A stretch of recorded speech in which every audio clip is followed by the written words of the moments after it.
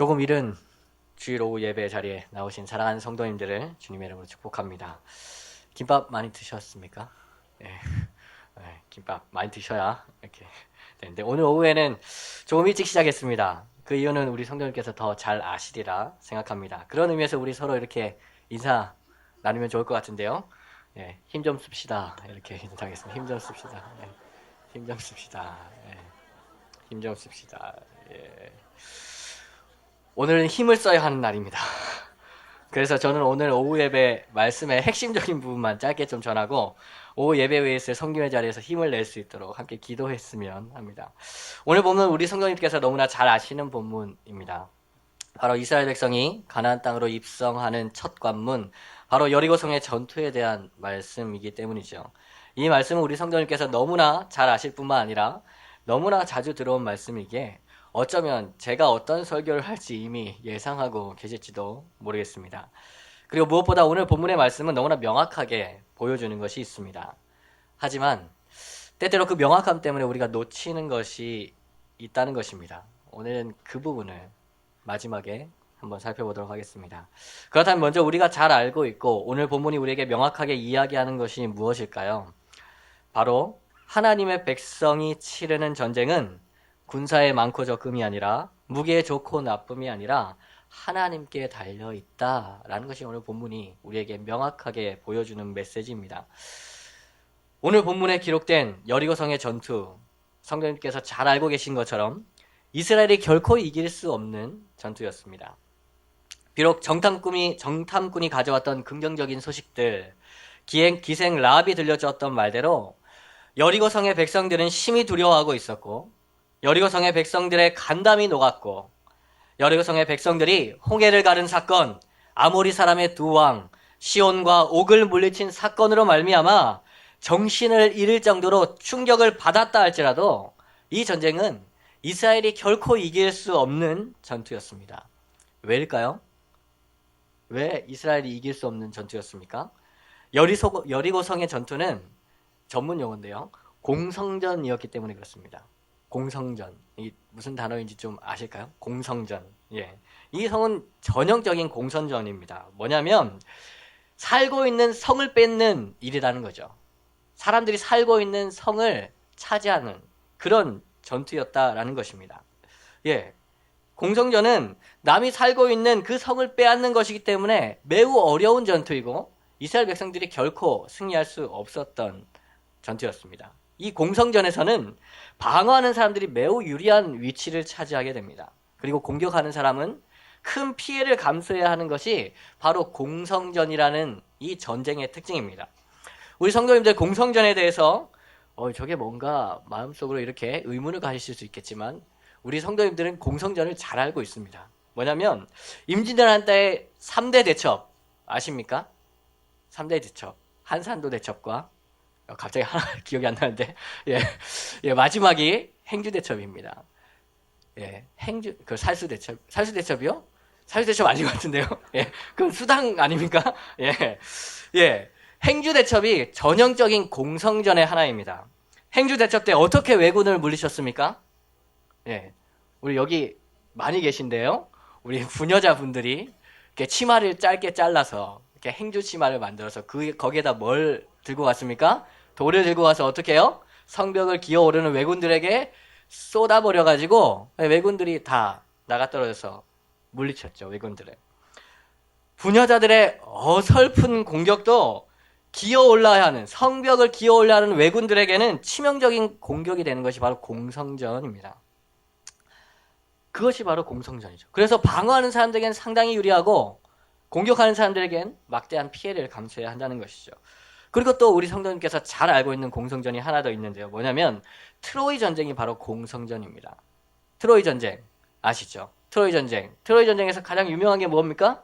트로이 목마. 어떻게 이겼습니까? 그리스 연합군이 트로이 목마를 화친의 선물로 보내서 그 안에 그 복병들이 타고 있다가 밤에 나와가지고 그 성을 불지르고 그 성의 문을 열어서 이기게 되는 것이죠.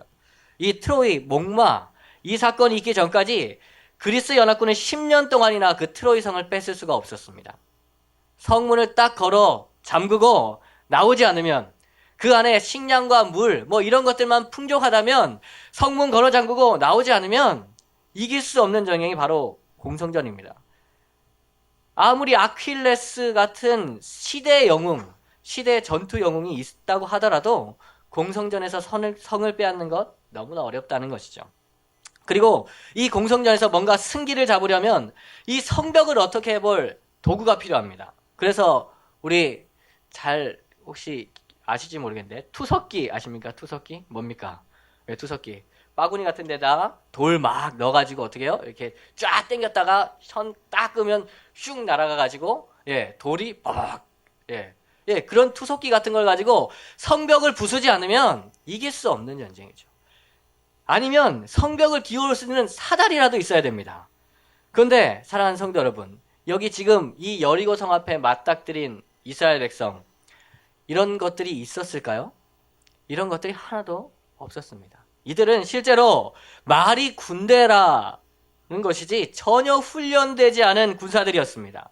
그들은 무기도 여리고 성의 군사들의 매우 약한 것들이었고, 그들은 그 여리고 성이 이제 고고학적으로 살펴봤을 때 그 지역에는 여러 번 이제 성이 계속해서 건축되었는데요. 그 여호수아가 차지했던 그 여리고 성의 성벽의 두께가 제 키만 했습니다. 성벽의 두께가 1.5m, 1.5m, 이만한 두께 돌을 막 쌓았는데 그 성벽을 어떻게든 무너뜨려야 거기 들어가서 전쟁을 이길 텐데, 그 성벽을 어찌해볼 병기들도 투석기, 뭐 사다리 이런 것들 그게 없었다는 것이죠.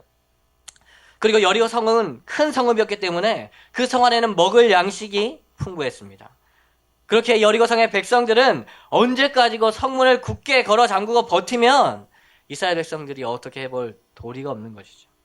오히려 시간이 지날수록 어려워지는 건 누가 어려워지겠습니까? 밖에서 아무 보호받지 못하는 밖에 있는 이스라엘 백성이 어려워지게 되는 것은 뻔한 이치라는 것이죠. 여리고 성의 백성의 마음은 무너졌을지 모르지만 여리고 성의 성벽은 굳건했다라는 것입니다. 그리고 그 성벽을 무너뜨리지 않는 한 결코 여리고 성의 승리는 없다는 것이죠. 여리고 성의 성벽은 이런 의미인 것입니다. 여리고 성의 전투에서의 승리의 결정적인 요소는 무엇이냐? 바로 여리고 성벽이라는 것이죠. 이것들을 무너뜨리느냐 무너뜨리지 못하느냐, 이것을 넘어가느냐 넘어가지 못하느냐가 바로 승리의 결정적인 요인이라는 것입니다. 그런데 사랑하는 성도 여러분, 우리는 너무나 잘 알고 있습니다. 이 성벽은 어떻게 됩니까? 곧 무너져 내린다는 것이죠. 이 성벽이 무너져 내린 결정적인 이유가 무엇입니까? 여리고 성 전투에서 결정적인 승리의 요소인 성벽이 무너져 내린 이유가 무엇입니까? 그 이유가 20절 말씀에 기록되어 있죠. 20절 말씀 상반절 앞부분을 제가 읽어드리겠습니다. 잘 들어보시기 바랍니다. 이에 백성은 외치고 제사장들은 나팔을 불매 백성이 나팔 소리를 들을 때 크게 소리질러 외치니 성벽이 무너져 내린지라. 방금 읽어드린 20절 상반절 말씀의 결론은 무엇입니까? 성벽이 무너져 내렸다입니다. 그렇다면 왜 무너져 내렸습니까? 앞절에 나와 있죠. 방금 읽은 말씀에서는 분명히 강조하는 부분이 있습니다. 제가 말씀드리는 단어들을 잘 살펴보십시오. 방금 읽은 문장은 백성이 외치고라는 단어로 시작해서 외치니라는 단어로 끝납니다. 그리고 그 백성이 외친다라는 두 단어 사이에 무엇이 들어있습니까? 제사장들이 나팔을 불었다. 그 나팔 소리가 들렸다라는 내용이 들어가 있습니다. 그런데 실제로 이 부분은 어떤 부분을 강조하기 위해 백성이 외쳤다 양쪽 끝에 들어가 있고 중앙에는 나팔 소리가 들어가 있는 것이죠. 실제로 성경을 읽어보면 백성들은 나팔 소리가 불기 전에는 외칠 수가 없었습니다. 나팔 소리가 불리기 전에는 잠잠하게 가만히 있어야 됐습니다. 그런데 오늘 본문은 특이하게 외쳤다를 기록하고 그 안에 나팔 소리를 넣었습니다. 뭐냐면 그 안에 있는 나팔 소리가 무엇이냐를 강조하기 위해서라는 것이죠. 바로 제사장들이 나팔을 불었다는 것, 제사장들이 분 나팔 소리가 들렸다는 것, 이것이 중요하다라는 것입니다. 그렇다면 왜 제사장들이 분 나팔 소리가 중요했을까요? 이 나팔 소리는 의미가 있는 소리이기 때문에 그렇습니다. 이 나팔 소리에 대해서 자세히 말씀하는 구절이 있습니다. 바로 앞에 나오는 6장 5절 말씀인데요. 6장 5절 말씀에는 이렇게 기록되어 있습니다. 제사장들이 양각 나팔을 길게 불어 그 나팔 소리가 너희에게 들릴 때에는 백성은 다 큰 소리로 외쳐 부를 것이라 그리하면 그 성벽이 무너져 내리리니. 백성들이 큰 소리로 외쳐 부를 때 나팔 소리는 좀 달랐다는 것입니다. 마지막에 7바퀴를 돌고 난 다음에 제사장이 불렀던 나팔 소리는 좀 달랐습니다. 그 나팔 소리는 어떤 나팔 소리였다고 6장 5절에 기록하고 있습니까? 길게 불어내는 소리였다라고 기록하고 있습니다. 제사장들이 길게 불어내는 나팔 소리가 들렸을 때 백성들은 큰 소리로 외쳤고 그때 성벽은 무너져 내릴 것이다 말씀하셨고, 오늘 본문은 그 나팔 소리가 길게 부른 나팔 소리가 들렸을 때 백성들이 외쳤고 성벽은 무너졌다라고 기록하고 있습니다. 그런데 사랑하는 성도 여러분, 이렇게 나팔을 길게 분 것은 구약 성경에 오직 다른 한 군데에만 나타납니다. 나팔을 길게 부는 것, 이 모습은 구약 성경의 다른 한 곳에 오직 나타나는데요. 바로 출애굽기 19장 13절 말씀입니다. 13절 말씀 마지막 부분에 이렇게 기록되어 있습니다. 나팔을 길게 불거든 산 앞에 이를 것이니라. 여기서 산은 신의 산을 이야기하는 것입니다. 출애굽기 19장 말씀의 배경은 무엇이냐면 바로 신의 산에서 하나님이 임재하실 때, 백성 가운데 친히 나타나실 때 나팔을 길게 불었던 사건을 기록한다는 것이죠. 사랑하는 성도 여러분, 그렇다면 여호수아 때 여리고 성 앞에서 길게 나팔을 불었다는 것, 그것이 의미하는 것이 무엇입니까? 여리고 성을 7바퀴 돈 후에 길게 분 나팔 소리는 바로 하나님의 임재를 나타낸다는 것입니다. 하나님의 임재를 상징한다는 것이죠. 길게 분 나팔 소리는 신의 산에 하나님께서 임하셨던 그 모습을 백성들에게 떠올리게 하고, 그 당시 여리고 성을 둘러쌌던 그 이스라엘 백성들이 돌았던 그 여리고 성에 누가 나타난다는 것입니까? 하나님께서 임재하신다라는 것입니다. 하나님의 임재가 여리고 성을 무너뜨린다는 것이죠. 하나님의 함께하심이, 하나님의 나타나심이 여리고 성의 성벽을 무너뜨리는 원인이다라는 것입니다. 하나님께서 친히 여리고 성의 성벽을 무너뜨려 주셨다라는 것입니다. 사랑하는 성도 여러분, 하나님의 백성이 하는 싸움의 승리는 하나님의 임재, 하나님의 함께하심에 달려 있습니다. 이것이 바로 우리가 알고 있는 것이고 우리가 경험한 것입니다. 우리 부산 사랑의 교회는 하나님의 임재로 말미암아, 하나님의 함께하심으로 말미암아 교회를 이전할 수 있게 되었습니다. 하나님께서는 여리고성과 같은 견고한 담, 우리 안에 있었던 그 담 다 무너뜨리시고 한마음 한뜻으로 교회 이전 결정하게 하셨고 교회 이전 이루게 하셨다는 것이죠. 이것이 우리의 고백이 아닙니까? 이것이 바로 우리가 신년 예배 때 신년 특세를 드리면서 하나님께서 우리에게 한마음 주시고 공동회를 거치면서 하나님께서 우리에게 한마음 주신 것, 그것이 우리의 인간적인 설득이나 인간적인 노력으로 된 것이 아니라 예배 가운데 임하시는 하나님, 우리가 기도 가운데 우리와 함께 하신 하나님, 그 하나님께서 우리의 마음을 한마음 한뜻으로 모든 것, 여리고 성벽같이 단단하고 굳건했던 것들 다 무너뜨려 버리시고 우리의 마음을 뭉쳐주신 것 아니겠습니까? 그런데 사랑하는 성도 여러분, 우리는 여기서 이것이 끝이라고 생각합니다. 여리고 성의 전투가 제사장들이 나팔을 길게 불고 백성들이 큰 소리를 외쳤을 때 하나님의 임재로 말미암아 여리고 성의 성벽이 무너지는 것으로 여리고 성의 전투가 끝이 났다고 생각한다는 것이죠. 그것이 여리고 성의 승리라고 생각한다라는 것입니다. 하지만 사랑하는 성도 여러분, 정말 거기에서 여리고 성의 전투가 끝이 났습니까?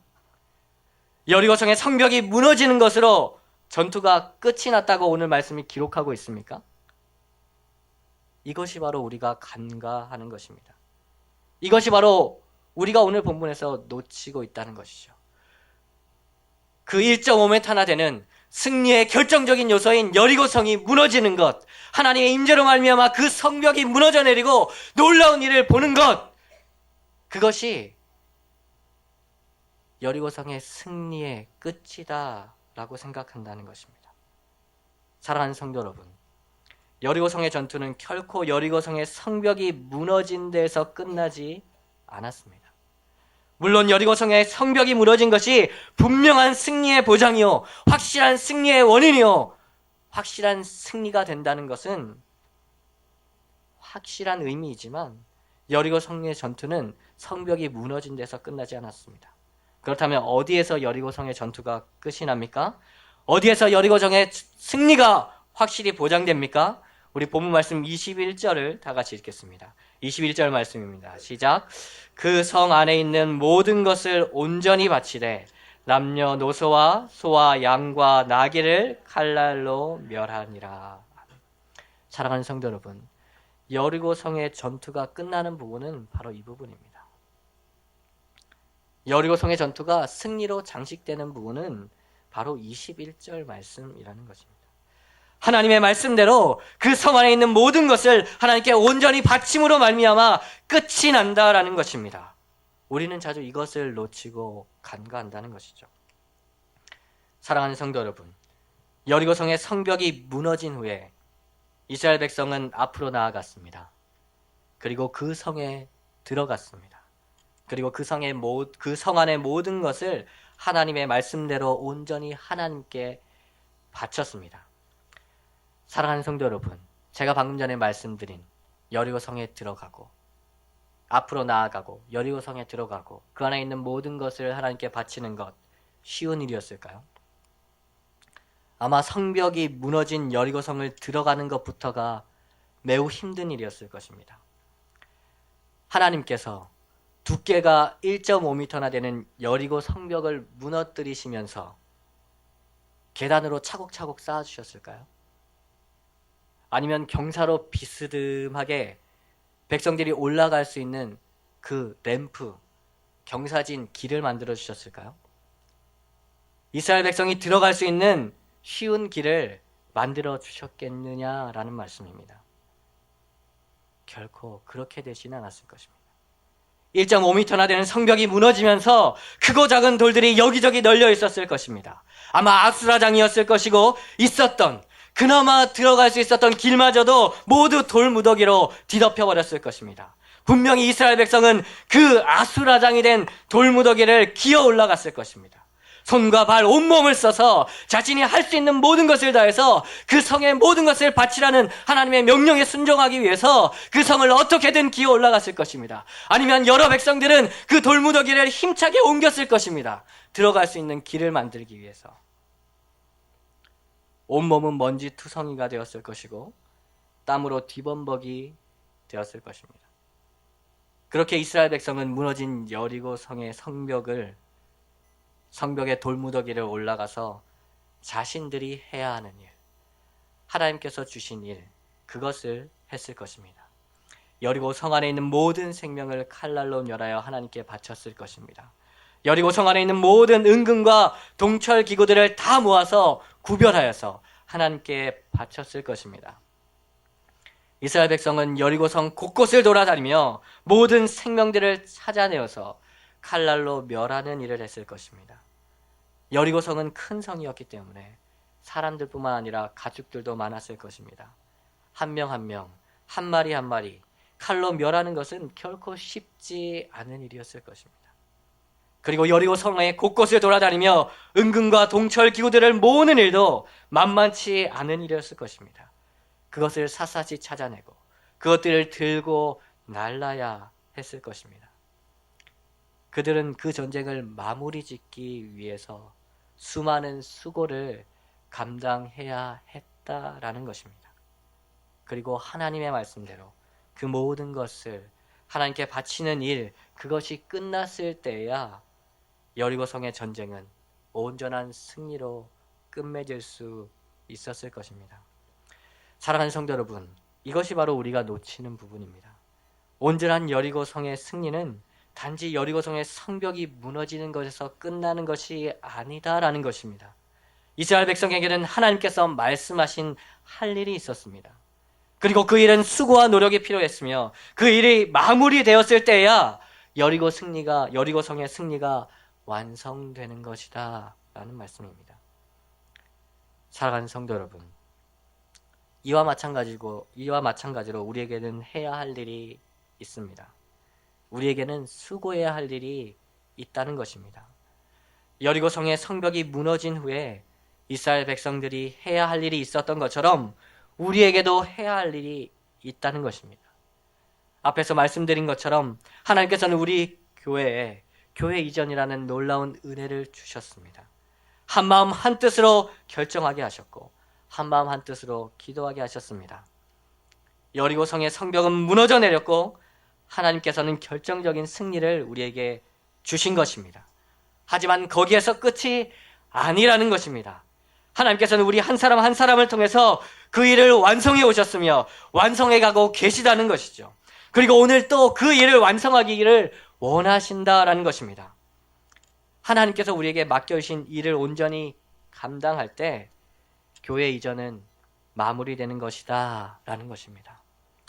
사랑하는 성도 여러분, 오늘 오후 예배 후에 있는 교회 이전은 그런 의미에서 우리에게 큰 의미가 있다라는 것입니다. 성도 한 사람 한 사람이 각자 자신이 맡은 일을 감당하면서 수고하고 애쓰며 하나님께서 우리에게 주신 일을 감당할 때 하나님께서는 교회 이전의 놀라운 역사, 우리의 손을 통해 이루어 가시는 것, 우리로 목도하게 하신다라는 것이죠. 사랑하는 성도 여러분, 하나님께서 능력이 없으셔서 성벽만 무너뜨리고 여리고 성의 모든 것들은 그냥 놔두셨을까요? 하나님께서는 이미 소돔과 고모라를 멸망시킬 정도로 능력이 있으셨던 분이죠. 그렇다면 하나님께서는 왜 이스라엘과 여호수아에게 그곳에 들어가서 하나님께 바치는 일을 하라고 하셨을까요? 그것은 하나님께서 우리를 하나님의 동역자로 삼아주신다는 것입니다. 하나님께서 하실 수 있는 일임에도 불구하고 우리로 말미암아 하나님의 일에 동참하게 하시고 하나님의 일을 감당하게 하시고, 그래서 하나님께서 오히려 우리에게 수고했다 칭찬하며 격려하며 우리를 세워가시기 위해서 우리에게 감당해야 할 일을 주신다라는 것이죠. 사랑하는 성도 여러분, 하나님께서는 우리에게 놀라운 일을 이루셨고 이제는 그 일을 우리의 손을 통해서 우리의 발을 통해서 마무리하게 하십니다.